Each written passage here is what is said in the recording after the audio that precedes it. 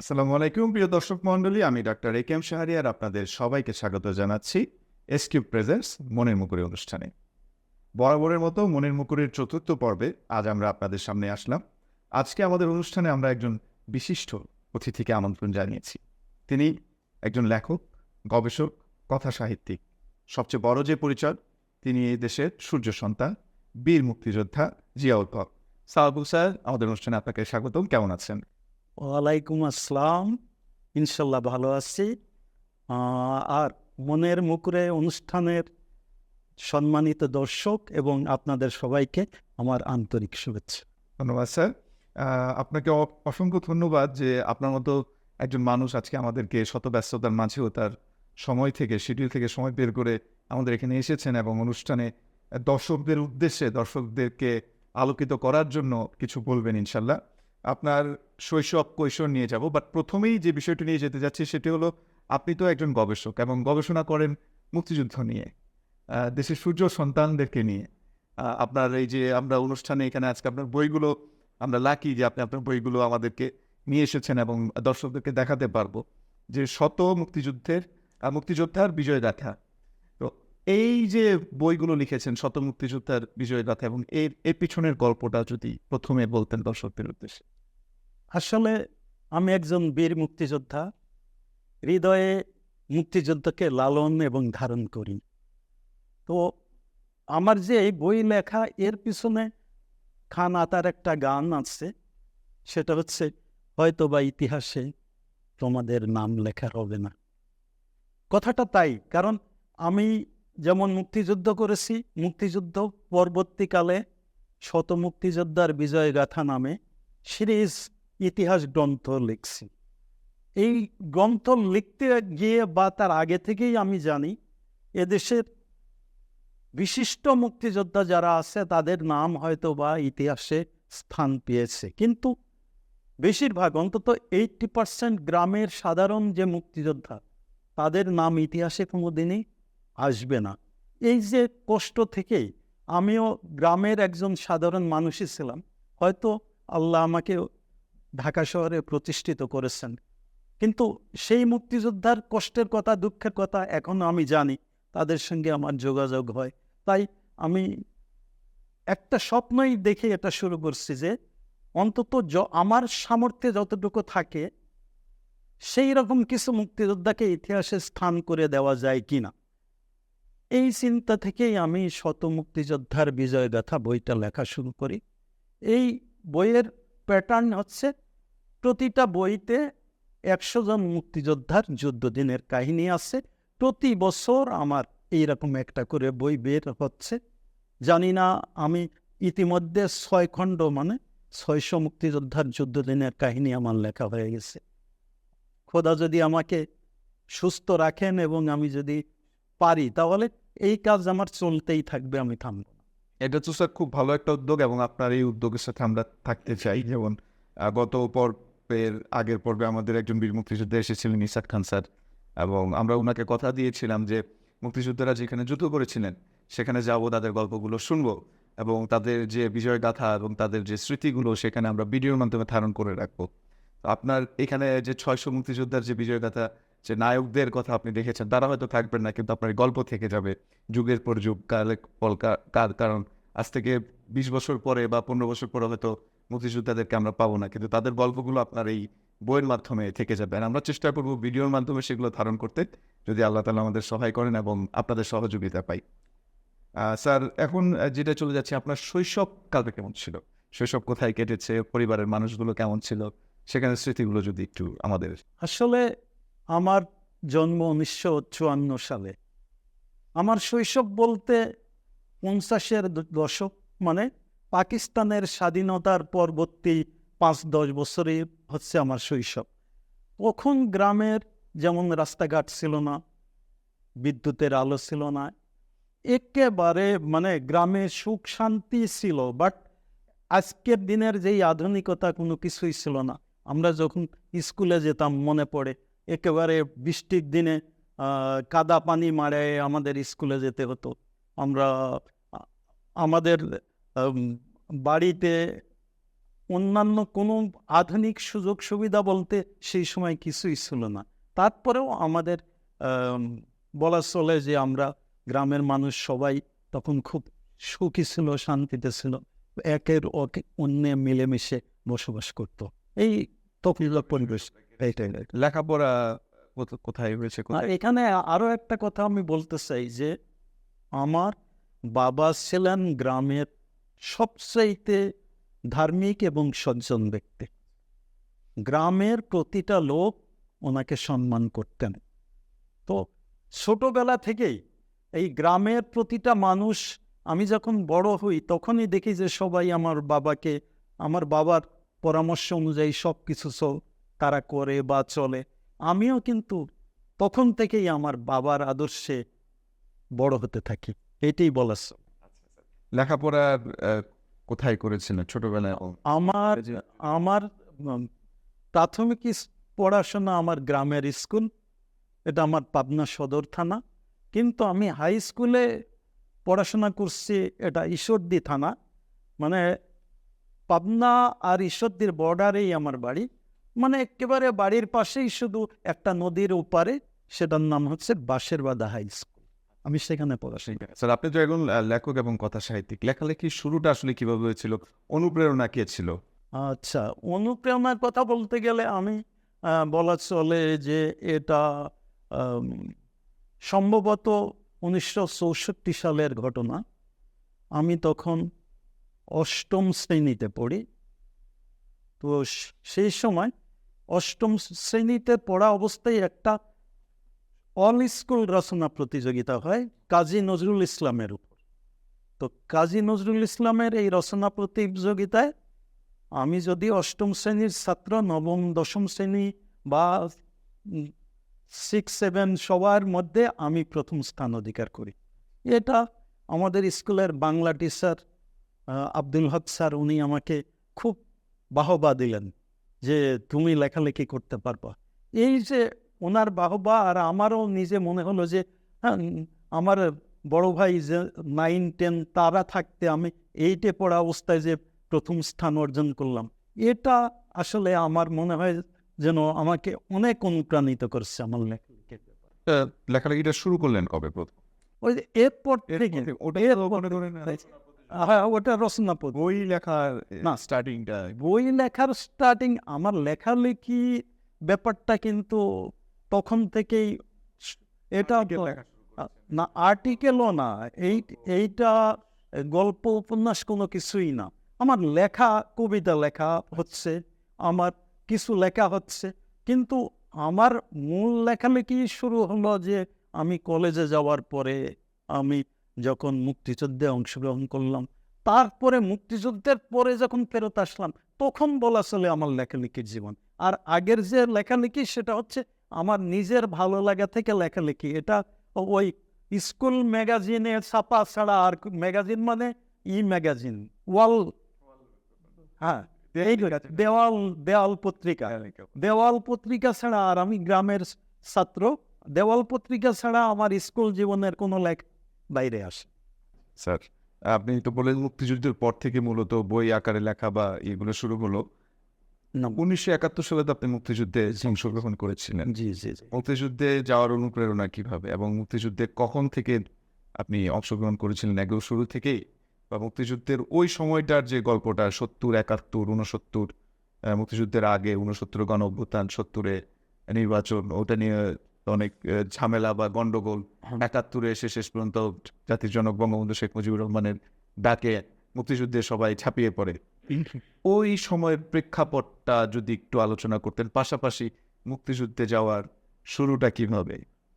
অনেক সুন্দর একটা প্রশ্ন। আমি মনে করি যে এটা খুবই প্রাসঙ্গিক, এই প্রশ্নটা খুবই প্রাসঙ্গিক, কারণ এখানে আমি মনে করি যে আমার কথা বলার চাইতে মুক্তিযুদ্ধের ইতিহাস বলার একটা সুযোগ সৃষ্টি হয়ে গেল।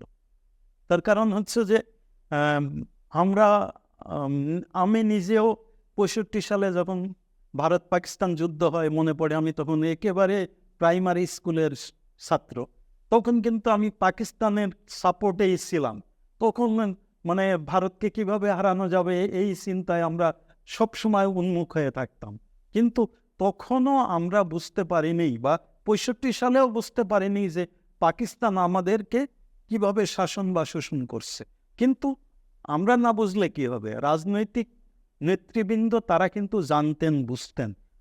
পাকিস্তান রাষ্ট্র স্বাধীনের পরপরই যখন আহ, আহ, এই পাকিস্তান রাষ্ট্রের 56% জনগোষ্ঠীর ভাষা বাংলাকে যখন রাষ্ট্রভাষা করতে দেওয়া হলো না, এবং জিন্নাহ সাহেব বললেন Urdu shall be the state language of Pakistan, তখন আমরা না জানলেও সেই সময়ের যুব সমাজ কিন্তু এর প্রতিবাদে ফেটে পড়ে, এবং তখন থেকেই পাকিস্তানের বিরুদ্ধে একটা আন্দোলন দানা বাঁধতে শুরু করে। এবং আমি বলতে চাই যে এই আন্দোলনের যে ব্যাপারগুলি, সেটা প্রথম থেকেই আমাদের বাঙালি জাতির, সর্বকালের সর্বশ্রেষ্ঠ বাঙালির জাতির পিতা বঙ্গবন্ধু শেখ মুজিবুর রহমান প্রথম থেকেই এই যে বাঙালিদের স্বাধীনতা, এই ব্যাপার নিয়ে উনি চিন্তা করছেন। উনি সেই 47 সালে দেশ স্বাধীন হলে 48 সালেই কিন্তু ছাত্রলীগ গঠন করে শুরু হয়েছে মানে সরকার বিরোধী আন্দোলন। তারপরে আওয়ামী লীগ, এবং এই যে এর মধ্যে পাকিস্তানি যে শোষক মানে শাসকরা শাসনের নামে বাঙালিদের যেভাবে শোষণ আর নির্যাতন করছেন, এটা আমরা পরে বুঝছি, কিন্তু তারা বুঝতে পারতেন বলেই 66 সালে বঙ্গবন্ধু শেখ মুজিবুর রহমান যে 6 দফা দাবিনামা পেশ করেন, এই দাবিনামা কিন্তু যেদিনে উনি, আমার চিন্তায়, আমার ভাবনায় এটা এমন যে যেদিনে উনি 6 দফা দাবিনামা পেশ করেছেন, সেদিনে কিন্তু উনি একেবারে 71 না বুঝলেও উনি কিন্তু স্বাধীনতার যে ঘোষণাটাই দিয়ে দিয়েছেন ইনডাইরেক্টলি। অনেকেই বলেন 7ই মার্চ, অনেকে বলেন 26শে মার্চ। আমি 52 সালের ভাষা আন্দোলনের মাধ্যমে স্বাধীনতার বীজ বপন হলেও আমি মনে করি 66 সালের যে 6 দফা, এটাই হচ্ছে পাকিস্তান বা বাংলাদেশের স্বাধীনতার প্রথম একটা ধাপ। এখানে যে স্বায়ত্তশাসনের কথা বলা হয়েছে, আঞ্চলিক স্বায়ত্তশাসন, শুধু তাই না, এই আঞ্চলিক স্বায়ত্তশাসনের সাথে সাথে এই দুই প্রদেশের ভিন্ন মুদ্রা, ভিন্ন অন্যান্য যে মানে শুধু সামরিক বাহিনী ছাড়া সবকিছু ভিন্ন করার যে প্রক্রিয়া, এটা যা যা থাকে সেই ব্যাপারটা কিন্তু একটা স্বাধীন দেশের মধ্যে 6 দফাকে, স্বাধীন দেশের অস্তিত্ব টিকিয়ে রাখে 6 দফাকে মানা একেবারেই পসিবল না। তারপরে উনি এই দাবিটা পেশ করছেন। এর উদ্দেশ্যটা পরিষ্কার যে উনি আসলে চাচ্ছেন আমি এই দেশকে স্বাধীন করবই। তো এরপরে যেটা 6 দফার পরেই কিন্তু আইয়ুব খানের যে সেই 58 সালের যে শাসন চলতেছিল, 58 সাল থেকে 69-এ আসে 6 দফার 6 দফা দাবিনামা পেশ করার পরে 69-এ আসে কিন্তু আইয়ুব খানের বিরুদ্ধে গণ অভ্যুত্থান হয়। যদি এই 6 দফা দাবিনামা পেশ না হতো, আইয়ুব খান যদি শেখ মুজিবের বিরুদ্ধে আগরতলা ষড়যন্ত্র মামলার বিচার শুরু না করতেন, তাহলে কিন্তু এই 69-এ গণ অভ্যুত্থান হতো না। আর এই গণ অভ্যুত্থানের ফলে আইয়ুব খান ক্ষমতাচ্যুত হন এবং ইয়াহিয়া খান ক্ষমতায় আসেন। ইয়াহিয়া খান ক্ষমতা আসার পরে দেশের অবস্থা কোনো মতেই তার কন্ট্রোলে ছিল না। তখন সে বলতে বাধ্য হয় এদেশে একটা গণতান্ত্রিক নির্বাচন দেওয়া দরকার। নির্বাচন দেওয়ার অঙ্গীকার করার পরেই দেশটা শান্ত হয়। তো এই যে গণতান্ত্রিক নির্বাচনের যে ঘোষণা, এর মধ্যে এদেশের অন্যান্য রাজনৈতিক দল পজিটিভলি না নিলেও আওয়ামী লীগ কিন্তু এটা পজিটিভলি নিচ্ছে। এবং তারপর থেকেই আওয়ামী লীগের, আমার বলা চলে যে ইয়াহিয়া খান ক্ষমতায় আসার পর থেকেই আওয়ামী লীগের নির্বাচনী প্রচারণা শুরু হয়ে গেল। এই প্রচারণা চলছে পুরা 70 ব্যাপী, পুরা 1 বছর ধরে নির্বাচনী প্রচারণা হয়েছে। এবং 70-এর ডিসেম্বরের নির্বাচনে আওয়ামী লীগের যে নিরঙ্কুশ যে বিজয়, এটা কিন্তু এইভাবেই সম্ভব হয়েছে। তো এ, এই নিরঙ্কুশ বিজয়ের পরে কি হলো, আসলে পাকিস্তানিদের এই যে নির্বাচনের ফলাফল, এটা তাদের প্রত্যাশিত ছিল না।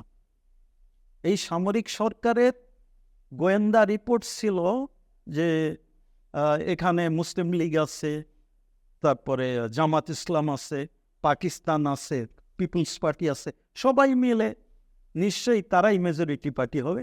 শেখ মুজিব ক্ষমতায় মানে ইলেকশন করবে, বাট সে বিরোধী দলের নেতা থাকবে। কিন্তু এভাবে যে দুই পাকিস্তানের মধ্যে যে এরা মেজরিটি হয়ে যাবে, 169-এর মধ্যে 67টা পেয়ে যাবে, এটা তাদের কল্পনার বাইরে ছিল। যার জন্য নির্বাচনে জয়লাভ করার পরে কি দেখা গেল, ইয়াহিয়া খান ক্ষমতা হস্তান্তরের গড়িমসি।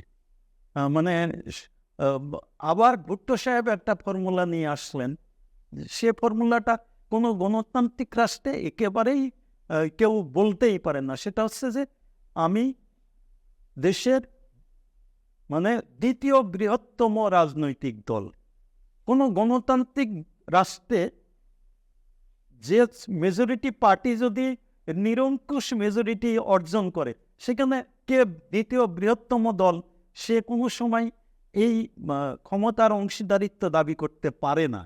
তারপরেও ভুট্টো সাহেব এটা দাবি করছেন, এবং ইয়াহিয়া খান ভুট্টো সাহেবের এই দাবি মাইনে নিয়েই কিন্তু জাতীয় পরিষদের অধিবেশন আহ্বান করার পরেও 1 মার্চ 71 এটা স্থগিত ঘোষণা করে। এই স্থগিত ঘোষণার পর কিন্তু বাঙালিদেরকে আর ডাকতে হয়নি শেখ মুজিবকে। সর্বস্তরের জনতা 1 মার্চে ঢাকার, শুধু ঢাকা শহর না, সারা বাংলাদেশ একবারে মিছিল মিটিং। আমার মনে আছে আমি তখন পাবনা এডওয়ার্ড কলেজে পড়ি। যখন এডওয়ার্ড কলেজে আমাদের ক্লাস হচ্ছিল, যখন আমরা এই খবরটা পেলাম যে জাতীয় পরিষদের অধিবেশন স্থগিত ঘোষণা করা হয়েছে, তখন কিন্তু কলেজ, শুধু আমাদের এডওয়ার্ড কলেজ না, পাবনা শহরের যত স্কুল কলেজ ছিল, সব স্কুল কলেজের ছাত্ররা রাস্তায় নামে আসে এবং একটা জঙ্গি মিছিল বের হয়ে যায়।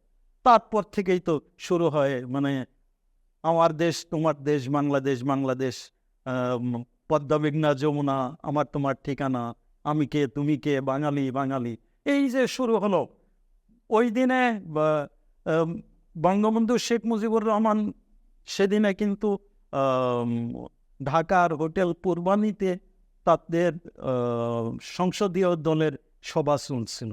তো এই ঘোষণা আসার পরে সর্বস্তরের জনতা মিছিল নিয়ে যখন সেখানে যায়, তখন উনি মিটিং থেকে এসে বলেন যে বিকেলে আমি ঘোষণা দেব, তোমরা অপেক্ষা করো। তারপরে তারা মিটিংয়ের পরে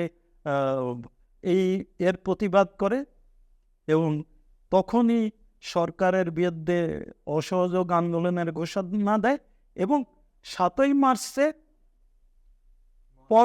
মহাসমাবেশ থেকে পরবর্তী কর্মসূচি ঘোষণার নির্দেশনা দেন। সেই অনুযায়ী 7ই মার্চে তো উনি একটা ঐতিহাসিক ঘোষণা দিলেন, এবারের সংগ্রাম আমাদের মুক্তির সংগ্রাম, এবারের সংগ্রাম স্বাধীনতার সংগ্রাম। বঙ্গবন্ধুর এই ঘোষণার পরে সারা বাংলাদেশের মানুষ কিন্তু আর বুঝতে বাকি থাকলো না যে আমাদেরকে এখন যুদ্ধ করে দেশ স্বাধীন করতে হবে। এবং 7ই মার্চের পর থেকে সারা বাংলাদেশের মানে মুক্তিযুদ্ধের প্রস্তুতি শুরু হয়ে যায়। সেটা কি প্রস্তুতি? বাঁশের লাঠি নিয়ে প্যারেড হচ্ছে, কোথায় যেখানে যেভাবে সুবিধা তারা কিন্তু শুরু করে দিচ্ছে তাদের মানে প্রস্তুতি, মানে আমাদের যুদ্ধ করতে হবে, এইভাবেই চলছিল। আন্দোলনের মাঝামাঝি মানে 7ই মার্চ থেকে 14-15 তারিখ বা 16 তারিখের দিকে মনে হয় ইয়াহিয়া খান পাকিস্তান থেকে আসলেন পূর্ব পাকিস্তানে শেখ মুজিবের সঙ্গে আলোচনা করতে। তো অনেকে বলেন যে শেখ মুজিব যদি 7ই মার্চে স্বাধীনতার ঘোষণা দেবে, তাহলে ইয়াহিয়া খানের সঙ্গে আলোচনায় বসলেন কেন? এর উত্তরটা অতি সোজা। ইয়াহিয়া খানের সামনে শেখ মুজিব কি বললেন? উনি বললেন যে জনগণ আমাকে 7 দফার ভিত্তিতে ম্যান্ডেট দিয়েছেন, আমি 7 দফার বাইরে কোনো আলোচনায় যেতে পারবো না। আর বঙ্গবন্ধু এও জানতেন যে 7 দফাটা কি ওই আরে 6 দফা, 6 দফার বাইরে, 6 দফা ভিত্তিতে আমাকে ম্যান্ডেট দিয়েছে, 6 দফার বাইরে আমি কোনো আলোচনায় যেতে পারবো না। আর বঙ্গবন্ধু এও জানতেন যে পাকিস্তান রাষ্ট্রের কাঠামোর মধ্যে 6 দফা দাবি মানা একেবারেই পসিবল না। তার মানে বঙ্গবন্ধু কিন্তু ওই যে 66 সালে যে স্বপ্ন দেখছেন, 74 সালেও একই স্বপ্নে আছেন, 7ই মার্চে একই স্বপ্নে আছে, ইয়াহিয়া খানের প্রথম মিটিংয়ে একই স্বপ্নে আছে। ওনার স্বপ্নের কিন্তু এদিক ওদিক কিছুই হয়নি। ঠিক আছে, তো আলোচনা 6 দফায় 6 বার 6 দিন আলোচনায় বসছে, বাট শেখ মুজিব তার আলোচনার যে ভিত্তি 6 দফা থেকে তো এক পাও সরে আসেনি, যার জন্য আলোচনা ফলপ্রসূ হয়নি। আর তারপরে তো সবাই জানা যে 25শে মার্চের কাল রাতে মানে আধুনিক অস্ত্র নিয়ে বাঙালিদের উপর ঝাঁপে পড়ে। আর শেখ মুজিব তো এই প্রতীক্ষায় ছিলেন, উনি সবাইকে মানে একজন আওয়ামী লীগ নেতাও গ্রেপ্তার হয়নি, সবাইকে নির্দেশনা দিয়ে উনি বিদায় করে দিয়েছেন। উনি কেন আসেন? উনি এই জন্যই আসেন যে উনি যদি চলে যেতেন তাহলে তো উনি বিট্রেয়ার হয়ে যেতেন। উনি নিজে একেবারে পরিকল্পনা মাফিক সবাইকে বিদায় করে দিয়ে উনি নিজে হ্যাঁ এইতে তারপরে উনি স্বাধীনতার ঘোষণা সেদিনেই 26শে মার্চের প্রথম প্রহরে স্বাধীনতার ঘোষণা দিয়ে দিয়েছেন। এখন স্বাধীনতার ঘোষণার পর আমি আপনার এই প্রশ্নের উত্তরটা শেষ করে ফেলবো যে স্বাধীনতার ঘোষণার পরই কিন্তু আর 25শে মার্চের রাতে থেকে তো পাকিস্তানের যে অপারেশন সার্চ লাইট শুরু হয়ে গেছে। তো আমাদের পাবনার একটা অন্যরকম একটা গৌরবের ইতিহাস আছে, সেটা আমি বলতে চাই। সেটা হচ্ছে যে 25শে মার্চের রাতে রাজশাহী থেকে এক কোম্পানি পাকিস্তানি সেনা পাবনা শহরে আসে। পাবনা শহরের বেশ কয়েক জায়গায় তারা ক্যাম্প স্থাপন করে। পরের দিনে তারা পাবনার এসপি, ডিসি, সিভিল প্রশাসন, পুলিশ প্রশাসনকে আর্মির কাছে সারেন্ডার করতে বলেন। আর সাথে সাথে তারা কিছু এর মধ্যে বেশ কিছু লোক মানে তখন অ্যাডভোকেট আমিন উদ্দিন প্রাদেশিক পরিষদ সদস্য, তারপরে একজন ব্যবসায়ী সায়েদ তালুকদার, ডাক্তার দ্রাক্ষী, এরকম 4-5 জন লোককে এনে হত্যা করে তারা। এই হত্যার পরে কিন্তু পাবনার ডিসি, এসপি তারা কিন্তু আর্মি প্রশাসনের কাছে সারেন্ডার না করে তারা পাবনা শহরের বাইরে রাজনৈতিক নেতা, ছাত্র নেতা সবার সঙ্গে মিটিং করে একটা সিদ্ধান্ত হয় যে পাবনার যে পাকিস্তানি সেনারা আসছে তাদের বিরুদ্ধে প্রতিরোধ যুদ্ধ করা হবে। এবং সেই অনুযায়ী 26, 27, 28 তারিখের সকালে ও এর মধ্যে 27 তারিখে রাতে মানে সারেন্ডার না করার পর 27 তারিখে রাতেই পাকিস্তানি সেনারা পাবনা পুলিশ লাইন আক্রমণ করে। কিন্তু আগে থেকেই পাবনার কিছু ছাত্র নেতা যারা আগেই প্রশিক্ষণপ্রাপ্ত ছিলেন তারা এবং কিছু পুলিশ পাবনা পুলিশ লাইনের পাশে জেলা পরিষদ বিল্ডিংয়ের দোতলার ছাদে অবস্থান নেয় এবং ভিতরেও ডিসি সাহেব অবস্থান করে ভিতরেও পুলিশরা প্রোটেকশন দেয়। আর আর্মি যখন আক্রমণ শুরু করে উপর থেকে দোতলা থেকে গুলি করে বেশ কিছু আর্মি নিহত হয়। তারপরে ওখান থেকে আর্মি পালায়ে যায়। আর 28 তারিখে সকাল থেকে সর্বস্তরে পাবনায় আশেপাশের, আমার পাবনা শহর থেকে 6-7 মাইল দূরে, প্রথম দিনে আমি যাইনি বাট 29 তারিখে আমি গেছি, মানে সর্বস্তরের জনতা কিভাবে বাঁশের লাঠি নিয়ে মানে আধুনিক অস্ত্রসজ্জিত পাকিস্তানের সেনাদের বিরুদ্ধে প্রতিরোধ যুদ্ধে অংশগ্রহণ করতেছে বাঁশের লাঠি নিয়ে। এটা একটা অকল্পনীয় ঘটনা। কারণ কি, বাঙালিরা জাগে উঠছে, তারা স্বাধীনতা চায়। এবং কিছু দুঃসাহসী ছাত্র নেতা যার নাম বলা যায় রফিকুল ইসলাম বকুল, সে পাবনা টেলিকম ভবনের দোতলায় যে LMG পোস্ট ছিল সে গাছ বায়ে উপরে উঠে সেই এলএমজির ব্যারেল ধরে নিচে নামায় আনে। এত বড় দুঃসাহসী কাজ করার পরে তারপরে পুলিশের গুলিতে কিছু কিছু পাকিস্তানি সেনা মারা যায়। তারপরে উপর থেকে দোতলা থেকে তারা নিচে নামে আসে। সেই সময় এই টেলিফোন ভবনটা ছিল ইসামতি নদীর পারে। নদীর ওপার থেকে কিছু ছাত্র তারা পেট্রোল বোমা ওর ভিতরে মারে এই টেলিফোন ভবনের ভিতরে। তখন টেলিফোন ভবনের ভিতরে আগুন লেগে যায় এবং তারা তখন একেবারে ভীত সন্ত্রস্ত হয়ে সারেন্ডার করতে যায়। তখন সর্বস্তরের জনতা তাদেরকে বলা চলে একেবারে নির্বিচারে হত্যা করে। 29 তারিখে আমরা যখন দেখতে গেলাম তখন দেখলাম যে মানে টেলিফোন ভবনের সামনে এক লাশের স্তূপ পড়ে আছে, পাকিস্তানি সেনাদের লাশের স্তূপ। তখনও পাবনা শহরের বাইরে বিসিকে কিছু পাকিস্তানি সেনা ছিল। এই অবস্থায় তাদের যুদ্ধ করার মতন কোনো অবস্থা ছিল না। তখন রাজশাহী থেকে একটা রেস্কিউ টিম পাঠানো হয়। সেই টিম তাদেরকে রাজশাহী ফিরে নেওয়া যাওয়ার পরে পাবনা সম্পূর্ণ মুক্ত হয়ে যায়। 29 তারিখ থেকে 10ই এপ্রিল পর্যন্ত পাবনা মুক্ত থাকে। সেখানে সিভিল প্রশাসন চালু হয় এবং পাবনা অস্ত্রঘাট থেকে পুলিশ প্রশাসনের তরফ থেকে উৎসাহী যুবকদের মধ্যে রাইফেল বিতরণ করা হয়। সেই সব রাইফেল নিয়ে তারা নগরবাড়ি ঘাটে অবস্থান নেয় মানে 1-2 তারিখের মধ্যেই। কিন্তু 10 তারিখে সকাল থেকে তারা আরিসা থেকে গানবোট নিয়ে যাত্রা করে তারা কামানের গোলাবর্ষণ করতে থাকে পাকিস্তানি সেনারা এবং উপর থেকে বিমান আক্রমণ হয়। মানে যে ওকে সেরা নৌ বিমান। এই আক্রমণের ফলে মুক্তিযোদ্ধারা বা প্রতিরোধ যোদ্ধারা ছত্রভঙ্গ হয়ে গেলে তারা আবার 10ই এপ্রিল তারা পাবনা শহর দখল করে নেয়। তখন পাবনার মুক্তিযোদ্ধারা যারা প্রতিরোধ যোদ্ধা ছিল তারা যারা একবারে সক্রিয়ভাবে অংশগ্রহণ করছিল তারা প্রথমে পাবনার একটা চর আছে, চরে যায়, তারপরে আস্তে আস্তে তারা ভারতে চলে যায়।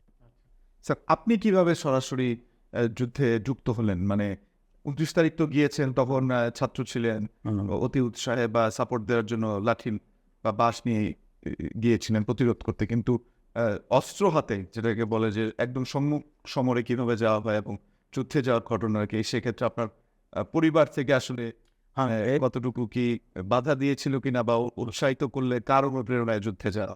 এই ব্যাপারটা মানে বলতে গেলে আমার একটু গর্বে বুক ভরে যাচ্ছে। সেটা হচ্ছে যে 17ই এপ্রিল প্রবাসী বাংলাদেশ সরকার শপথ গ্রহণ করে। তার পরপরই কিন্তু স্বাধীন বাংলা বেতার কেন্দ্র চালু হয়। তো স্বাধীন বাংলা বেতার কেন্দ্রে তখন আমাদের মতন বয়সী ছেলেরা সবাই গ্রামে থাকতো, স্কুল কলেজ সব কিছু বন্ধ, আমরা গ্রামে থাকতাম। প্রতিদিন সন্ধ্যায় আমরা একটা নির্দিষ্ট, তখন গ্রামে তো রেডিও ছাড়া আর কিছু ছিল না, সব বাড়িতেও ছিল না, 1-2 বাড়িতে রেডিও ছিল। যে বাড়িতে রেডিও ছিল সেখানে আমরা প্রত্যেকদিন রেডিও শুনতাম। স্বাধীন বাংলা বেতার কেন্দ্র থেকে মুক্তিযোদ্ধাদের বিভিন্ন অভিযানের খবর প্লাস কিছু দেশাত্মবোধক গান বা অন্য কিছু বাজানো হতো। জল্লাদের দরবার, তারপরে চরমপত্র, এমআর আক্তার মুকুলের একটা হাস্য রসাত্মক অনুষ্ঠান ছিল চরমপত্র। এগুলি আমরা খুব মনোযোগের সঙ্গে শুনতাম। এর মধ্যে একটা স্বাধীন বাংলা বেতার কেন্দ্র থেকে একটা গান প্রচারিত হয়। সে গানটা হচ্ছে তীরহারা ওই ঢেউয়ের সাগর পাড়ি দেবরে, আমরা কজন নবীন মাঝি হাল ধরেছি শব্দ করে রে, তীরহারা এই ঢেউয়ের সাগর পাড়ি দেবরে। এই গানটা শোনার পরে আসলে 7ই মার্চে বঙ্গবন্ধুর ভাষণ শোনার পরেই তো আমরা মনে মনে সিদ্ধান্ত নিচ্ছি যে আমাদের মুক্তিযুদ্ধে যেতে হবে, যুদ্ধ ছাড়া আমরা দেশ স্বাধীন করতে পারবো না। কিন্তু এই যে স্বাধীন বাংলা বেতারের গান, এই গানটা যেন আমাদের হৃদয়ে মানে একটা অন্যরকম আলোড়ন সৃষ্টি করলো। তখন একটা কথাই মনে হলো যে এই ঢেউয়ের সাগর অবশ্যই পাড়ি দিতে হবে, সেটা যত কঠিন হোক, এবং এই মাঝি হয়ে হাল ধরে নদী পার করতেই হবে এবং স্বাধীনতা যুদ্ধে অংশগ্রহণ করতে হবে। তো এই সময় দেশের অবস্থাও মানে পাকিস্তানিরা যুবক ছেলেদের ধরে নিয়ে যাচ্ছিল বিভিন্ন জায়গা, মানে যুবক ছেলেরা টার্গেটে ছিল। তো আমার মুক্তিযুদ্ধে যাওয়ার ব্যাপারে আমি যখন এই গান শোনার পরে আমি তখন একেবারে ফিক্সড সিদ্ধান্ত নিয়ে ফেললাম মুক্তিযুদ্ধে যাবই। আমরা কয়েকজন, আমার আর এক পাশের বাড়ির এক ছেলে আছে, সে আব্দুল কুদ্দুস নাম, আমরা দুজন মিলে সিদ্ধান্ত নিলাম। আরও এক বড় ভাই, সে আমাদের না বলেই চলে গেছে, এটাও আমাদের খুব যে আমাদের বলেই গেল না। যাই হোক, আমরা দুইজন চিন্তা করলাম যে আমরা যাব। তো আমি আগেই বলছি যে আমি ছিলাম বাবা মায়ের খুব লয়াল সন্তান, একেবারে অনুগত, কোনো দিনও বাবা মার অমতে কোনো কিছু করিনি। তো অনেকেই তো বাবা মাকে না বলেই যুদ্ধে চলে গেছে, তো আমার পক্ষে তো আর এটা যাওয়া সম্ভব না। আমি সবসময় যাও করছি, যা বলছি বাবা মাকে করে অনুমতি নিয়ে করছি। তো যখন সিদ্ধান্ত হলো তখন আমি মানে প্রস্তুতি একেবারে পুরা, ইভেন কাপড় চোপড় পরা হয়ে গেছে, কি কাপড় নেব এগুলি বাড়ি থেকে বের করে নেওয়া হয়ে গেছে। শেষ অবস্থায় যখন বাবা মা এক জায়গায় বসেছিলেন, আমি তখন গেলাম। তো আমার শার্ট গায়ে দিয়ে যাওয়া দেখে আমাকে বললো, তুমি কি কিছু বলবা? আমি বললাম, হ্যাঁ কিছু বলতে চাই। তো বলো। তো আমি বললাম যে আমি মুক্তিযুদ্ধে যেতে চাই। তো আমার এই কথাটা শোনার পর বাবা কেমন যেন চোখ বন্ধ করে চিন্তার সাগরে ডুবে গেলেন।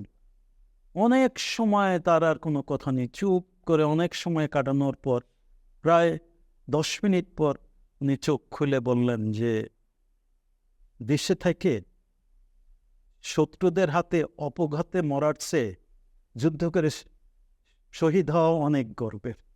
এটা আসলে আমার বাবার মুখে এই যে কথাটা, এখানে কিন্তু আমার শুধু আমার দেশপ্রেমের কথা নয়, এখানে আমার বাবারও দেশের প্রতি যে ভালোবাসা এটা কিন্তু প্রকাশ পাইছে। এরপরেই আমি অনুমতি পেয়ে গেলাম বলা চলে। তখন আমি একেবারে নির্দ্বিধায় আমরা দুইজন গ্রাম থেকে বেরোলাম।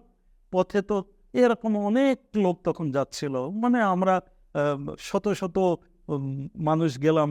সেটা হচ্ছে আমার পাবনা সদর থানা থেকে ঈশ্বরদী থানার একটা জায়গা দাদাপুর বট, একটা বিরাট বট গাছ ছিল, সেটা পাকশি হার্ডিন সেতু থেকে দক্ষিণে। তো ওই বেশ কিছু, মানে অন্তত 10 কিলো দক্ষিণে। তো ওই জায়গা থেকেই পদ্মা নদী পার হয়ে ওপার যেতে হতো।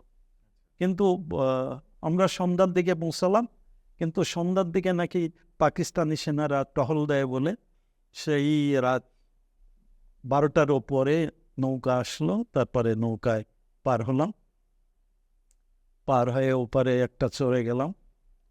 তো চড়ে যায় সেখানে একটা, মানে একটা মানুষ পার করার একটা সিন্ডিকেটই গড়ে উঠেছে, একটা যারা মানুষ তারা মানে মুক্তিযোদ্ধাদেরকে ওপার নিয়ে যায়, কিছু খরচ দিতে হয়। তো এই সিন্ডিকেটের সদস্যরা আমাদেরকে একসাথে, আমরা একজন দুইজন না, প্রায় 30-40 জন, মানে আমরা গেছি দুইজন, বাট বিভিন্ন জায়গা থেকে আসি জমা হয়েছে। এটা একটা মানে মুখে ছড়িয়ে গিয়েছে এই জায়গাটায় গেলে মুক্তিযোদ্ধা সেইটা যাওয়ার জন্য, ট্রেনিং এর জন্য যাওয়া নেই। তো আমরা ওখানে আমাদের কিছু খাওয়ারও ব্যবস্থা, মানে আমাদের খরচের মধ্যে কিছু রাতেই খাবার দিল, কিছু খাওয়া দাওয়া করলাম। তারপরে রাত 2টা-3টার দিকে আমাদের একটা ব্রিফিং হলো যে দেখো, যে আমাদের বড় টার্গেট হচ্ছে যে ঈশ্বরদী কুষ্টিয়া যে রেল লাইন, এইটা পার হওয়াটা হচ্ছে আমাদের সবচেয়ে রিস্ক। এই রেল লাইনটা যখন পার হয়ে যাব তখন বলা চলে আমরা সেফ হয়ে যাব। তো যাই হোক, আর একটা দিল যে তোমরা সব সময় চোখ কান খোলা রাখবা, যে আমরা কেউ কথা বলবা না, আমরা সামনে যাচ্ছি, যদি কেউ দাঁড়ায় যায় সাথে সাথে তোমরা দাঁড়ায় যাবা, কোনো শব্দ যেন না হয়। তো এইভাবে এই ডিরেকশন দিয়ে তারা রেল লাইনের আগে যায়, কিছু লোক দিয়ে খবর নিয়ে পরে আমরা নির্বিঘ্নে রেল লাইন পার হয়ে গেলাম। তারপরে পরের দিনে হাঁটছি সকাল হয়ে গেল, তখন একটা বিভৎস দৃশ্য দেখতে পেলাম। রাতে তো বুঝতে পারিনি, তখন দেখলাম শত শত হিন্দু শরণার্থীরা যাচ্ছে, মানে কেউ বাচ্চা ছেলে, বৃদ্ধ, মানে বৃদ্ধা, মানে একেবারে বীভৎস দৃশ্য। কেউ হাঁটতে পারে না, কেউ তার বাবা মাকে, এমনও আমি দেখছি যে গোয়ালারা যে বাঁকে করে দুধ পায়, কোনো হিন্দু পরিবার তার বাবা মাকে বাঁকের দুই দিকে ঝুলায়ে, মানে দুধ যেভাবে নিয়ে যায় বাবা মাকে নিয়ে তারা সীমান্তের দিকে হেঁটে যাচ্ছে। এই যে দৃশ্যটা, এটা কেন হয়েছে?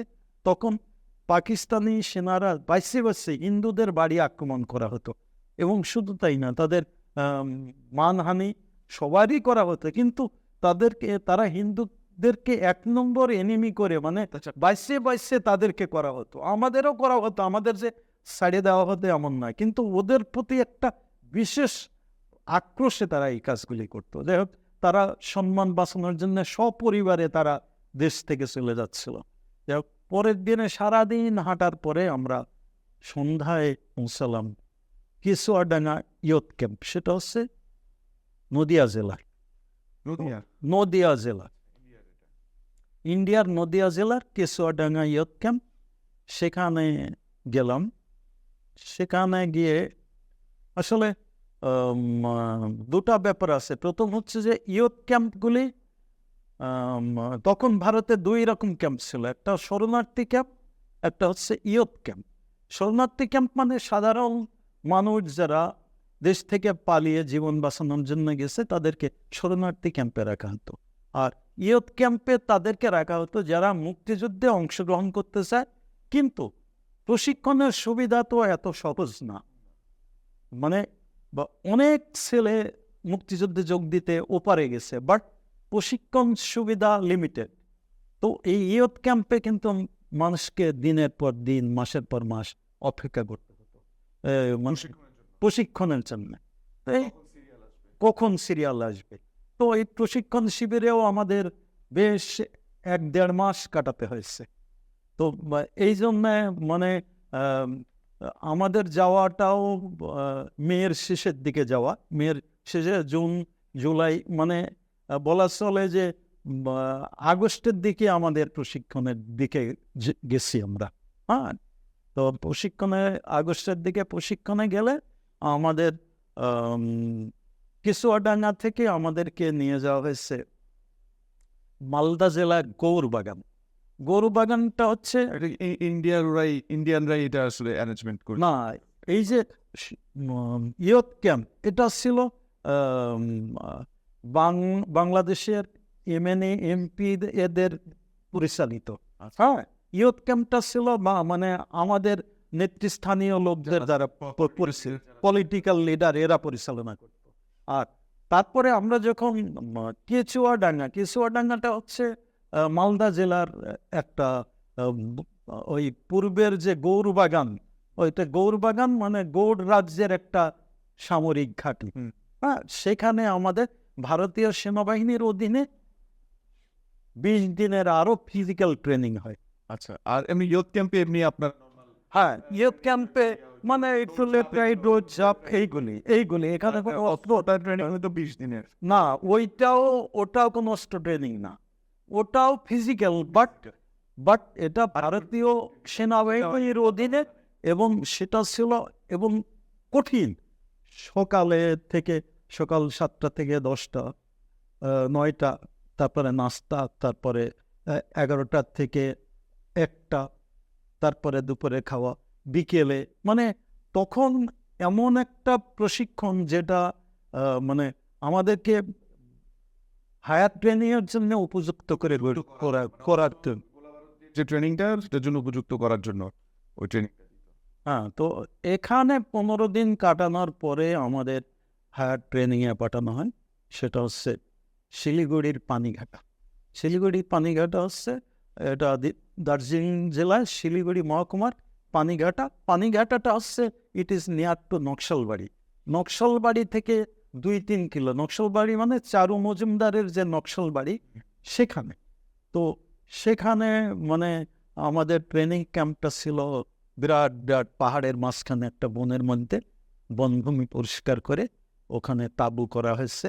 সেই তাঁবুতে ট্রেনিং, আমাদের তাঁবুর পাশে মানে পশ্চিম পাশে একটা পাহাড়, উত্তর পাশে একটা পাহাড়, আর পূর্ব পাশে সবুজ চা বাগান।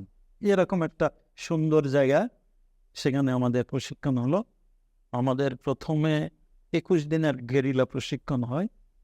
তারপরে আরও অ্যাডভান্স ট্রেনিং আমাদের, যদিও গেরিলা প্রশিক্ষণ হলো, তারপরে বলা হলো যে তোমাদেরকে সীমান্তে ডিফেন্সে থাকতে হবে, যার জন্য আরও 10 দিন অ্যাডভান্স ট্রেনিং বলা হয়েছে। অ্যাডভান্স ট্রেনিং দেওয়ার পরে মুক্তিযোদ্ধাদের নিয়ে একটা ব্যাটালিয়ান করা হয়, তার নাম হচ্ছে Tufani battalion, commanded by Indian army. তো এই তুফানি ব্যাটালিয়ানের 4টে কোম্পানি ছিল, আলফা, ব্রাভো, চার্লি, ডেল্টা। তো আমি ব্রাভো কোম্পানিতে ছিলাম। এই কোম্পানির কমান্ডার ভারতীয় সেনাবাহিনীর মতিলাল চক্রবর্তী। তো মতিলাল চক্রবর্তী সম্বন্ধে একটা কথা বলবো, সেটা হচ্ছে যে আমরা যেদিনে শিলিগুড়ির পানিবাগাটা গেলাম রাতে, পরের দিনে সকালে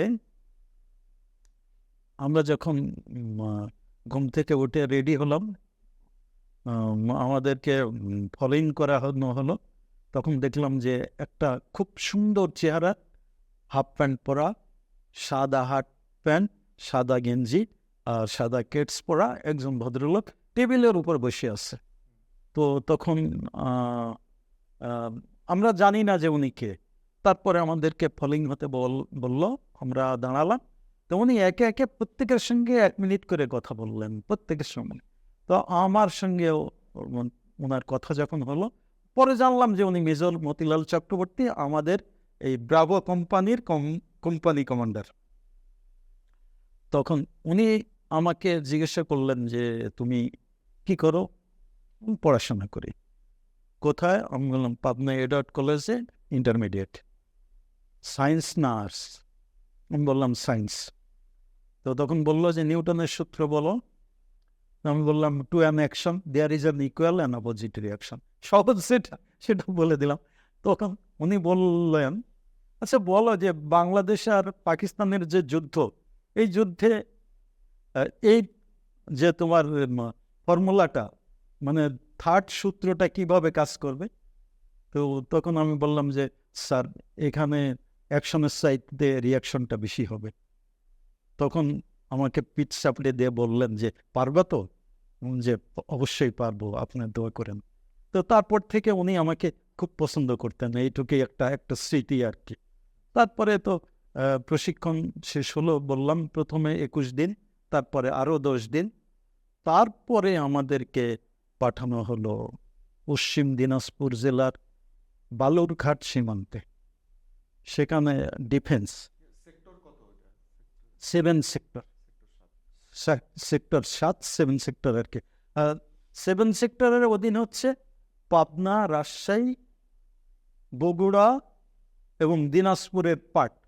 পাবনা, রাজশাহী ফুল, বগুড়াও ফুল, দিনাজপুরের পার্ট, রংপুরের কিছু অংশ, রংপুর এবং দিনাজপুরের কিছু অংশ, এটাই হচ্ছে 7 সেক্টর।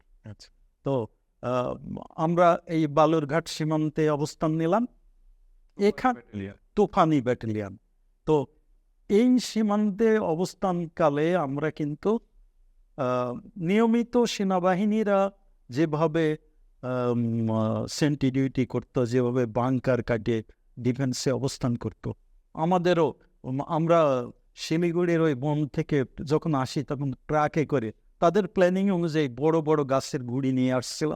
তো আমরা মাটি বড় বড় গর্ত করে, গর্তের উপরে ওই কাঠগুলি দিয়ে, তার উপরে আমাদের তার পাকা বাংকার ছিল না, তার উপরে আরও কিছু লতা পাতা দিয়ে তারপর মাটি ফেলে, এইগুলি হচ্ছে আমাদের বাংকার ছিল।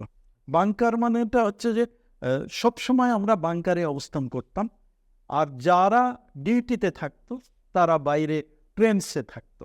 ট্রেন্স মানে লম্বা লম্বা ট্রেন্স কাটা, সেগুলিও তারা কিন্তু মানে প্রোটেক্টেড, মানে কোনো আক্রমণ হলেও যেন সে ট্রেন্সের মধ্যে ই পায়। আর বাংকারটা তো একেবারে আন্ডারগ্রাউন্ডে, এই হচ্ছে ব্যাপার। আমরা তখন বলা চলে একেবারে সেনাবাহিনীর মতন 24 ঘন্টা ডিউটি, এবং এই তো অবস্থা।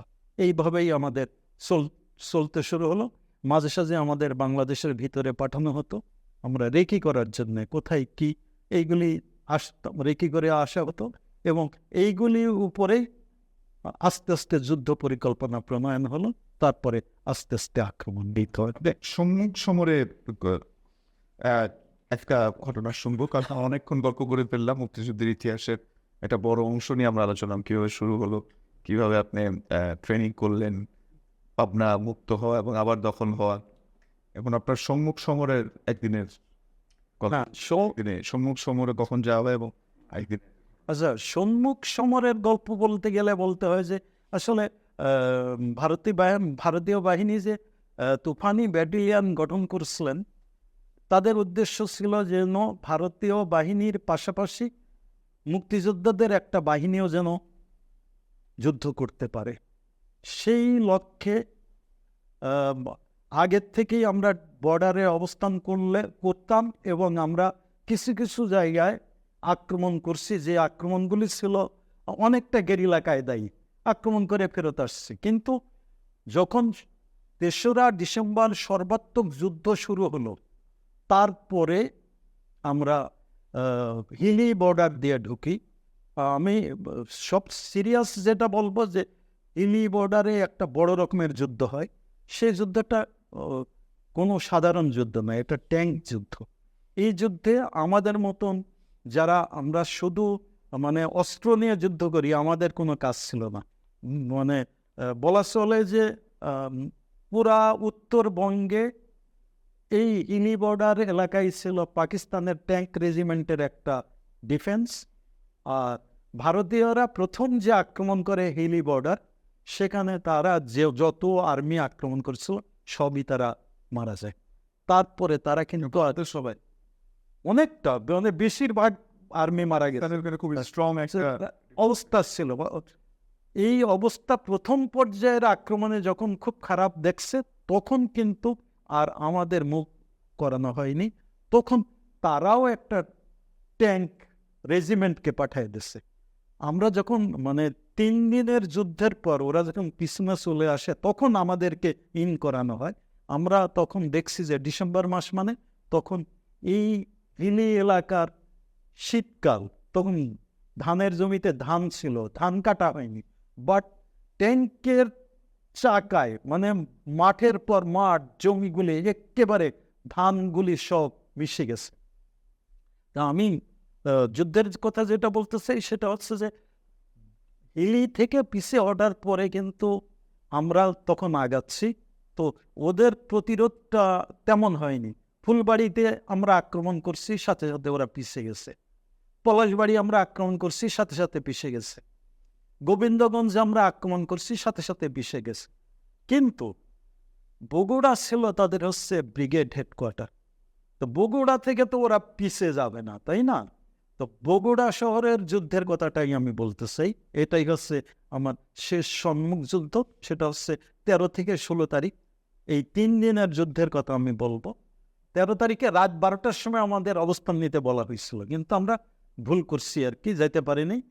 পরের দিনে সকালে যখন আমরা আমাদের অবস্থানের দিকে আগাচ্ছিলাম, তখন অলরেডি যুদ্ধ শুরু হয়ে গেছে। আর দিনের আলোতে যখন যাচ্ছিলাম, তখন তো সমানে কামানের গুলি আসতেছে। আমরা তারপরে আগাচ্ছি, আমাদের সাথে মেজর মতিলাল চক্রবর্তী। তো আমরা একটা গ্রামের পাশে এসে দাঁড়ালাম, তারপরে একটা খাল, খালের পরে একটা মাঠ, মাঠের পরে আর একটা বন, সেখানে আমাদের অবস্থান নিতে বলা হলো। তো ওখান থেকে মেজর চক্রবর্তী বললেন যে 1 নম্বর প্লাটুন অ্যাডভান্স। তো 1 নম্বর প্লাটুন মানে আমাদের কোম্পানির 1 নম্বর প্লাটুন, আর আমি 2 নম্বর প্লাটুনের সেকেন্ড ইন কমান্ড।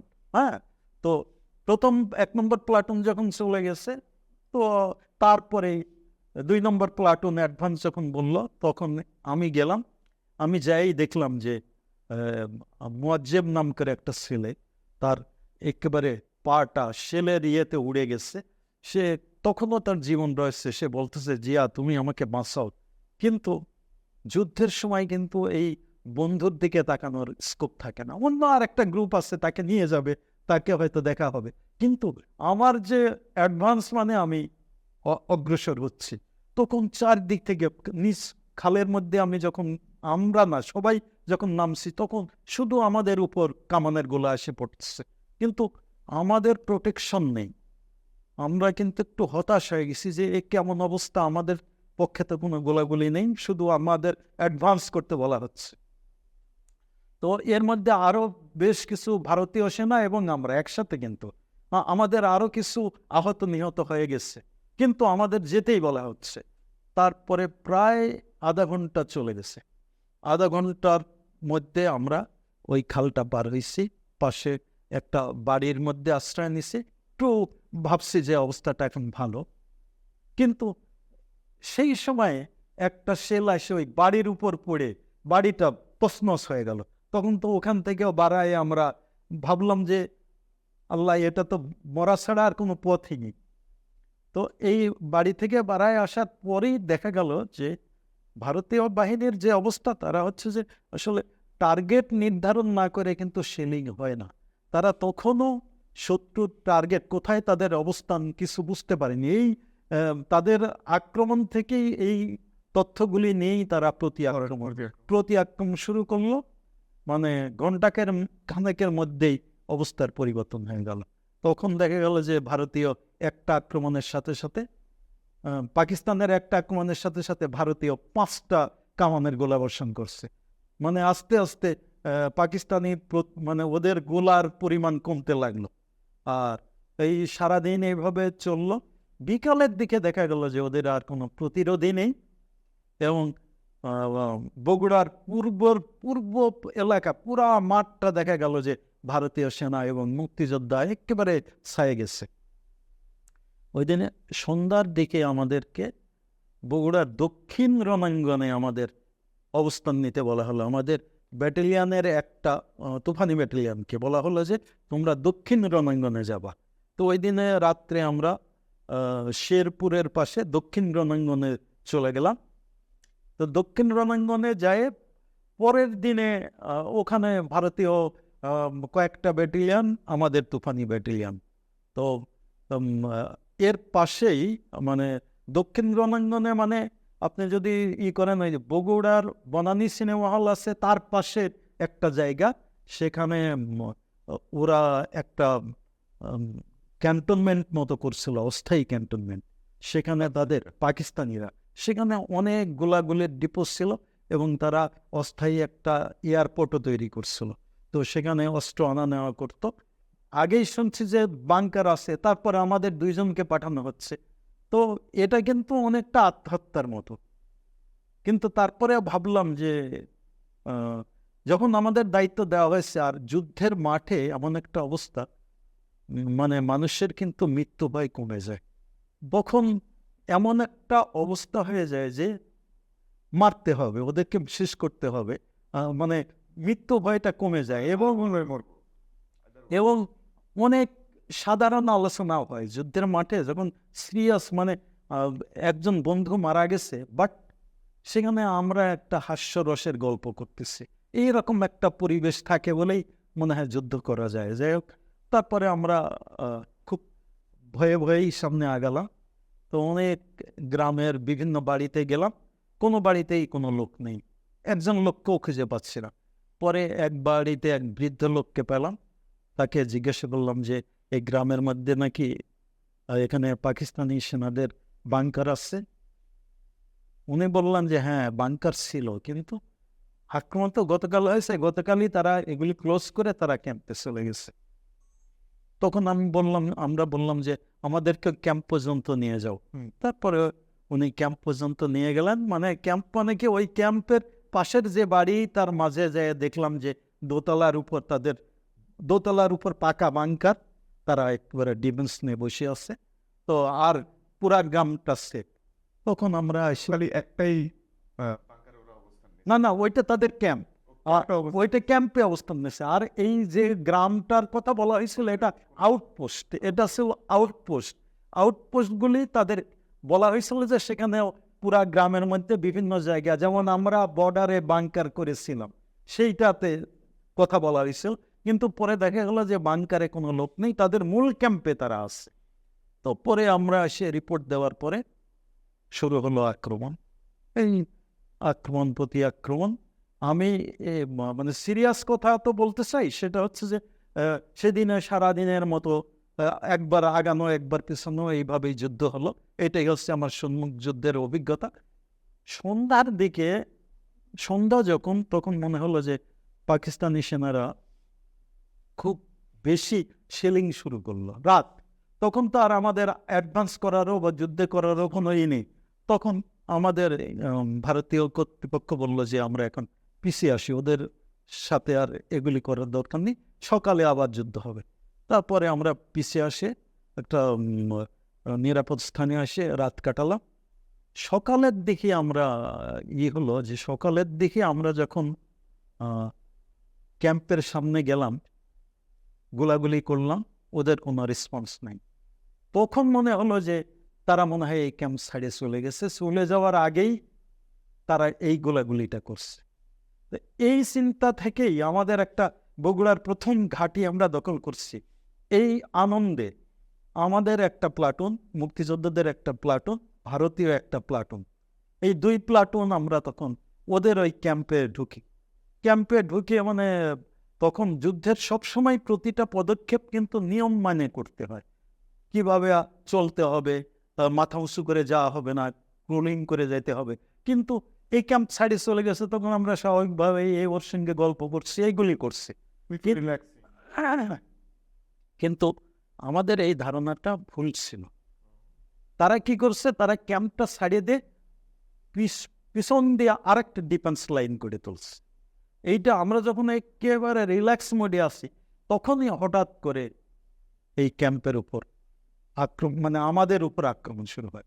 তখন কিন্তু আমাদের দুটো প্লাটুনের কারো কাছে কোনো মানে সাধারণ অস্ত্র, SLR, LMG ছাড়া কোনো অস্ত্রই ছিল না, ওদের প্রতিরোধ করার কোনো ক্ষমতাই ছিল না। কিন্তু সৌভাগ্যবশত ভারতীয় আর্মির একটা ওয়্যারলেস সেট ছিল, তারা ওয়্যারলেসের মাধ্যমে ওরা যখন আক্রমণ শুরু করলো, ওই জায়গাটা ছিল একটা নতুন নিউ কনস্ট্রাক্টেড এলাকা, একটা বিল্ডিং হচ্ছিল।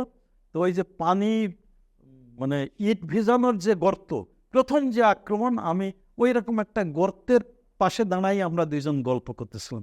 এই আক্রমণের সাথে সাথে আমরা ওই গর্তের পানি ভিজানো, ইট ভিজানোর যে গর্ত, ওর মধ্যে আমরা আশ্রয় নিই। তারপরে ওয়্যারলেসে খবরটা আসে। ওয়্যারলেসে খবর পাওয়ার পরে ইন্ডিয়ান কোম্পানি অ্যাডভান্স করে এবং ওখানে তুমুল আবার যুদ্ধ হয়। সেটা 15 তারিখের কথা বলতেছি। তুমুল যুদ্ধ। এই আমরাও কোনো মতো বেঁচে গেলাম, একেবারে মৃত্যুর হাত থেকে বেঁচে গেলাম। ওই গর্ত মনে হয় আমাদের বাঁচা দিল। আর ওই জায়গায় পাকিস্তানি সেনারা তাদের সর্বশেষ ট্যাঙ্কটা, ওই জায়গায় তাদের ট্যাঙ্কটা ডিস্ট্রয় হলো। ট্যাঙ্কটা ডিস্ট্রয় হলো, তারপরে তারা পিছিয়ে হতে চলে গেল, তারা শহরের দিকে। এটা কিন্তু শহর থেকে প্রায় 2-3 মাইল দূরের গল্পটা বললাম। এটা হচ্ছে 15 তারিখের সর্বশেষ যুদ্ধের বিকেলের গল্প। আর 16 তারিখে আর আমাদের কোনো যুদ্ধ হয়নি, ওরা পিছিয়ে চলে গেল। 16 তারিখে সকালে আমরা সকালেই কিছু কিছু খবর পাচ্ছিলাম, যে দেখলাম যে আমাদের থেকে সামনে দূরে একটা বিল্ডিংয়ের উপরে একটা 3তলা বিল্ডিংয়ের ছাদে সাদা পতাকা উঠতেছে 11টা-12টার দিকে। তখন মেজর মতিলাল চক্রবর্তী বললেন যে দেখো ওরা সারেন্ডার করতেছে। এরপরে আমরা যখন দেশ স্বাধীন হলো, অনুভূতি কিরকম ছিল ওই মুহূর্তটাতে যখন না, তখনও অত ভালো করে বুঝতে পারেনি। মেজর চক্রবর্তী উনি বিশেষজ্ঞ বলে উনি বুঝছেন, কিন্তু আমাদের এটা তখনও ক্লিয়ার হয়নি। কিন্তু আমাদের সাথে সবসময় রেডিও ছিল। রেডিওতে যখন আমরা জানতে পারলাম যে নিয়াজি আত্মসমর্পণ করছে, তখনকার অনুভূতি এমন যে আসলে যাদের হাতে অস্ত্র থাকে, যেমন আমরা যদি বাংলাদেশ সেনাবাহিনীর কথাই বলি, সারা জনম তারা অস্ত্র ব্যবহার করবে, বাট একটা গুলিও ফোটাতে পারবে না। যখন যুদ্ধের মাঠে থাকে, তখন কিন্তু কমান্ডারের নির্দেশে গুলি করা যায়, কমান্ডারের নির্দেশে গুলি থামাতে হয়। আর কমান্ডার যদি নির্দেশ না দেয়, শত্রু একবার আমার পাশ দিয়ে গেলেও আমার গুলি করার কোনো অধিকার নেই, যতক্ষণ না কমান্ডার অর্ডার করবে যে ফায়ার। তো এই যুদ্ধর মাঠ হোক আর যুদ্ধের বাইরে হোক, গুলি করার যে রেস্ট্রিকশন, আমরা যখন স্বাধীনতার খবর পেলাম তখন আমাদের সবচাইতে বেশি আনন্দ করার একটা উপসর্গ ছিল, আমাদের কাছে যে অস্ত্র ছিল, যার কাছে যত অস্ত্র, সেটা আকাশের দিকে তাক করে মানে শত শত রাউন্ড গুলি বর্ষণ করে আমাদের মনে হয় এই আনন্দটাই উপভোগ করছি যে আমরা স্বাধীন হয়ে গেছি। আর জয় বাংলা ধ্বনি, এই তো। ধন্যবাদ স্যার। আমরা মুক্তিযুদ্ধের অনেক সুন্দর গল্প শুনলাম। আমরা অনেকক্ষণ গল্প করে ফেলেছি অনুষ্ঠানে একদম শেষে। অল্প কথায় যুদ্ধের পরে পরবর্তী জীবনে আপনি আসলে কি করেছেন এবং পেশাগত জীবনে প্রবেশ করলে সেখান থেকে বিভিন্ন লেখালেখি, তো আপনি বললেন যে রিটায়ারমেন্টের পরে মূলত বইয়ের গল্পে আসবো খুব সংক্ষেপে। আপনার যুদ্ধ পরবর্তী জীবন, এরপরে পড়ালেখা কোথায় এবং পেশাগত জীবন কিরকম কেটেছে একদম শখে। হ্যাঁ, আমি বলতে চাই যে আগেই বলছি যে আমি ইন্টারমিডিয়েটের স্টুডেন্ট ছিলাম যুদ্ধের আগে। তো যুদ্ধের পরে আমার সবচেয়ে ভালো কাজ যেটা, সেটা হচ্ছে যে যুদ্ধ শেষ আমি কলেজে ফেরত আসছি। অন্য মুক্তিযোদ্ধারা বিভিন্ন নানা কাজে জড়ায় গেছে, বাট আমরা এটা করিনি। আমরা লেখাপড়ায় ফেরত আসছি, ইন্টারমিডিয়েট পড়ছি, আমি ডিগ্রি পাস করছি, তারপরে মাস্টার্স করছি। তো এর মধ্যে কিন্তু আমার ওই যে আগেই বলছি যে আগে যে লেখালেখিটা ছিল, সেই লেখালেখির চাইতে ভিন্ন ধর্মী লেখালেখি, মানে আমার মুক্তিযুদ্ধের ইতিহাস কিন্তু আমি যখন কলেজে পড়ি তখন প্রথম আমার লেখা ছাপা হয়। ওই যে আপনাদের বলছি যে স্মরণ মানে 72 ঘন্টার স্বাধীনতা যুদ্ধে স্মরণীয় 72 ঘন্টা, এমন একটা লেখা তৎকালীন চিত্রবাংলা ঢাকার একটা পত্রিকায় ছাপা হয়। এটাই হচ্ছে আমার পত্রিকা ছাপা হওয়া প্রথম লেখা, স্বাধীনতা যুদ্ধে স্মরণীয় 72 ঘন্টা। এই লেখাটা একেবারে আপনাদের যে গল্পটা বলার চেষ্টা করছি সেটা আরও ডিটেলস লেখা একটা গল্প, এবং এই লেখাটা প্রশংসিত হওয়ার পরে আমি মুক্তিযুদ্ধের উপর নানা স্মৃতিকথা লেখা শুরু করি। আর আমার চাকরি জীবনটা, আমি সরকারি চাকরি করতাম, পিএসসি ফেস করে আমি প্রথম শ্রেণী সরকারি চাকরিতে যোগদান করি। আমি 33 বছর সরকারি চাকরি করার পরে 16 সালে আমি 16 মার্চে রিটায়ারমেন্টে আসি। আর আমি যেহেতু এই সময় লেখালেখি করতাম, 17 সালের বইমেলায় আমার প্রথম বই প্রকাশিত হয়। সেটা হচ্ছে একটা কবিতার বই, সেটার নাম ছিল জ্যোৎস্না ভরা রাতে। পরের বছর আমি একটা বই লিখি, সেটা ভ্রমণের বই, তার নাম ছিল গিরিঝর্ণা বাংলাদেশ। পার্বত্য চট্টগ্রামের 24টা স্পট ঘুরে এটা লেখা। তৃতীয় বছরের বইটা আমার হচ্ছে শত মুক্তিযোদ্ধার বিজয় গাথা। তখন আমি দুটো বই বানানোর পরেই আমার উপলব্ধি হলো যে আমি একজন মুক্তিযোদ্ধা, এবং মুক্তিযুদ্ধের সেই হয়তোবা ইতিহাসে তোমাদের নাম লেখার হবে না, তাহলে কিভাবে মুক্তিযোদ্ধাদের নাম ইতিহাসে স্মরণীয় করে রাখা যায়। এই চিন্তা থেকে তৃতীয় বছরে আমার বের হয় শত মুক্তিযোদ্ধার বিজয় গাথা। তখন আমার চিন্তা ছিল না যে এটা খণ্ড হবে। আমার প্রথম বইটা নাম হচ্ছে শত মুক্তিযোদ্ধার বিজয় গাথা। তারপর থেকে প্রতি বছরেই আমার শত মুক্তিযোদ্ধার বিজয় গাথা 2, 3, 4, 5, 6 সিরিজ আকার 6টা দেখতে পাই। এখানে 6টা বই বেড়ে গেছে।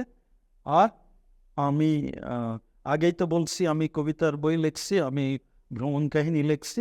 আমার 2টা গবেষণা বই আছে। একটা আছে হার্ডিং ব্রিজের ইতিহাস। হার্ডিং ব্রিজের ইতিহাসটা হচ্ছে যে, যেহেতু হার্ডিং ব্রিজটা হচ্ছে রেলওয়ে ব্রিজ, রেলওয়ে ব্রিজ হওয়ার জন্য আমার এই বইতে রেলের আবিষ্কার থেকে শুরু করে ব্রিটিশ ভারতে মানে ভারতবর্ষে ব্রিটিশ শাসন এবং বাংলায় রেলের আগমন, মানে পূর্ব বাংলা পশ্চিম বাংলায় রেলের আগমন, কেন হার্ডিং ব্রিজের প্রয়োজন হলো, তারপরে কিভাবে হার্ডিং ব্রিজ তৈরি হলো, একবারে ডিটেলস বইটার নাম হচ্ছে হার্ডিং ব্রিজের ইতিহাস। আর একটা আমার গবেষণা গ্রন্থ, সেটা হচ্ছে বাংলাদেশের পাহাড় সুমারি। বাংলাদেশের পাহাড় সুমারিটা হচ্ছে যে একেবারে পাহাড়ের উপর একটা মৌলিক গ্রন্থ। এর আগে কখনো এইরকম কোনো বই নেই। এখানে বাংলাদেশের 282টা পাহাড়ের নামের পাশাপাশি পাহাড়ের পাশ দিয়ে বয়ে চলা ঝর্ণা, নদী, তারপরে পাহাড়ের উপত্যকা, তারপরে বনভূমি, তারপরে উজানভূমি, তারপরে হ্রদ, তারপরে বন্যপ্রাণী অভয়ারণ্য, প্রাকৃতিক সৌন্দর্য, সব কিছু মিলে এই বইটা করা হয়েছে। এটা হচ্ছে বাংলাদেশের পাহাড় সুমারি। তো পাহাড় সুমারিটা মানে লাইক আদমশুমারি, যেমন মানুষ গণনা করা হয় প্রতি 10 বছর বা 20 বছর পরে। আমি চেষ্টা করেছি যে বাংলাদেশের সবগুলি পাহাড়গুলির নাম এখানে লিপিবদ্ধ করা হয়েছে। আমাদের দেশে যেভাবে পাহাড় ধ্বংস হচ্ছে, আমি তো বইটা 2 বছর আগে লিখছি, আগে যদি কোনো পাহাড় ধ্বংস হয়ে থাকে সেটা কোনো প্রমাণ নেই, কিন্তু এখন যদি কোনো পাহাড়কে একেবারে ডিস্ট্রয় করা হয়, কিন্তু আমার বই থেকে বোঝা যাবে যে এই জায়গায় একটা পাহাড় ছিল, এটাকে ধ্বংস করা হয়েছে। এইটা একটা, এই হচ্ছে আমার লেখালেখি সম্বন্ধে। আপনি তো একজন সাহিত্য সংগঠক হিসেবে কোন সংগঠনের সাথে জড়িত আছেন? এবং পাশাপাশি আরেকটা জিনিস যে জানতে চাচ্ছি সেটা হলো যে আপনি তো বিভিন্ন পুরস্কার এবং সম্মাননা হয়তো পেয়েছেন। আপনার জীবনের সবচেয়ে উল্লেখযোগ্য পুরস্কার বা সম্মাননা কোনটা? সংগঠনের কথা বলতে গেলে বলতে হয় যে আমি রিটায়ারমেন্টের পর থেকে 16 সাল থেকে আমি ঢাকা সাহিত্য পরিষদের সঙ্গে প্রতিষ্ঠাকালীন সদস্য হিসাবে যোগদান করি। 20 সালে আমি ঢাকা সাহিত্য পরিষদের সভাপতি, 22 থেকে 24-এও আমি সভাপতি ছিলাম, কিন্তু যে আমার ব্যক্তিগত কারণে আমি 23-এই ওখান থেকে পদত্যাগ করে আমি নতুন সংগঠন গড়ে তুলছি, সেটার নাম প্রগতিশীল সাহিত্য সংঘ। আমি তার সভাপতি। এই আর লেখালেখির পুরস্কার বলতে গেলে বলতে হয় যে অনেকগুলি পুরস্কার পাওয়া আছে, তার মধ্যে আমি সবগুলি ছোট করে বলি। সেটা হচ্ছে যে আমার প্রথম বই শত মুক্তিযোদ্ধার বিজয় গাথা, এখানে 100 জন মুক্তিযোদ্ধার কাহিনী লেখা আছে। তার মধ্যে আমি যেহেতু প্রথম ওই বইটা লিখছিলাম, ওখানে পাবনা জেলার 79 জন মুক্তিযোদ্ধার কাহিনী লেখা ছিল। এটা পাবনা জেলারই বই বলা চলে, আর আমার অন্য বইগুলি সমস্ত জেলা মিলায়ে করা হয়, কিন্তু প্রথম বইটা ছিল পাবনা জেলার 79 জন মুক্তিযোদ্ধা। তো এই ব্যাপারটা পাবনা জেলার মুক্তিযোদ্ধা এবং পাবনা জেলা প্রশাসন আমাকে প্রথম তারা সম্বর্ধনা দেয় 19 সালে আর কি। এটা হচ্ছে আমার জীবনের লেখক হিসেবে প্রথম সম্মান পাওয়া। তারপরে সিরিয়ালি যখন আমি বই লিখি, আমাকে জয় বাংলা সাংস্কৃতিক জোট আমাকে এই মুক্তিযোদ্ধার রাইটার হিসেবে আর একটা পুরস্কার দেয়। আর তৃতীয় পুরস্কারটা হচ্ছে আমি অন্যয় প্রকাশ থেকেই আমার বাংলাদেশের পাহাড় সুমারি বইটা বের হয়। এই বইটা একটা ব্যবসা সফল বই।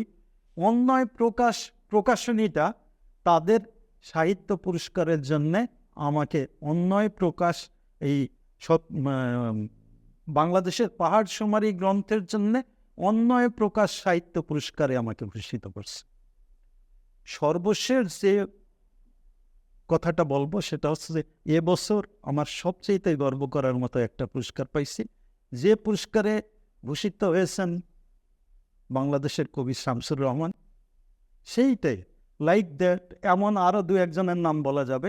সেই পুরস্কার হচ্ছে কলকাতার একটা পত্রিকা আছে চোখ, সাহিত্য পত্রিকা চোখ পত্রিকা। আমার বায়োডাটা, আপনাকে যেমন একটা বায়োডাটা দিছি তেমন একটা বায়োডাটা তারা নিচ্ছিল। তারা আমার মুক্তিযুদ্ধের উপরে এতগুলি লেখা, এর উপরে বিচার করে আমাকে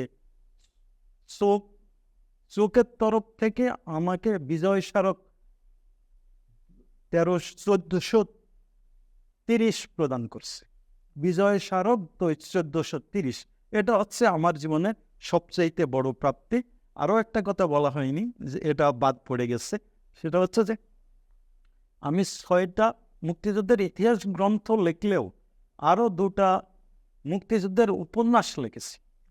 এই উপন্যাস 2টা হচ্ছে, একটা রক্তে ভেজা শার্ট আর একটা হচ্ছে 71-এর পরি। তো এই এই 2টা উপন্যাসটা হচ্ছে যে শুধু এখানে যে সাহিত্য বা এই উপন্যাস তা না, এটা হচ্ছে যে আমার দেখা মুক্তিযুদ্ধ ইতিহাসটা কেমন, আমি কেমন মুক্তিযুদ্ধ দেখছি। এই বই দুটাতে মুক্তিযুদ্ধের ইতিহাসের পাশাপাশি মুক্তিযোদ্ধাদের চরম আত্মত্যাগ, তাদের যে দেশের জন্য যে আত্মত্যাগ করছে, তারা যে সর্বশান্ত হয়েছে, তারা যে সাহসিকতা দেখাইছে, তাদের বীরত্ব দেখাইছে এবং আমাদের স্বাধীনতাকে ছিনিয়ে এনেছে, সব কিছু এই 2টো উপন্যাসে আমি প্রকাশ করার চেষ্টা করছি। ধন্যবাদ স্যার। একদম শেষে এসে গিয়েছি, আপনার ব্যক্তিগত জীবন সম্পর্কে একটু জানবো, পরিবারে কে কে আছেন সংক্ষেপে, এবং সেটা বলার পরে আপনার ভবিষ্যৎ পরিকল্পনা কি লেখালেখি নিয়ে বা দেশের মুক্তিযুদ্ধ বা মুক্তিযোদ্ধাদেরকে নিয়ে, সেটা যদি বলতেন, এবং দর্শকদের উদ্দেশ্যে যদি কিছু। আমার পরিবারের কথা বলতে গেলে বলতে হয় যে আমি বেশ কিছুদিন আগেই আমি আমার বাবা মাকে হারিয়েছি। এখন আমার পরিবারের সদস্য আমার স্ত্রী, 2 সন্তান। তো খুব দুঃখের সঙ্গে জানাচ্ছি যে এই গত মে মাসের 10 তারিখে আমি আমার স্ত্রীকে হারাইছি। আমার 2 সন্তান, বড় সন্তান ডক্টর শরীফুল হক, সে ধর্মীয় একটা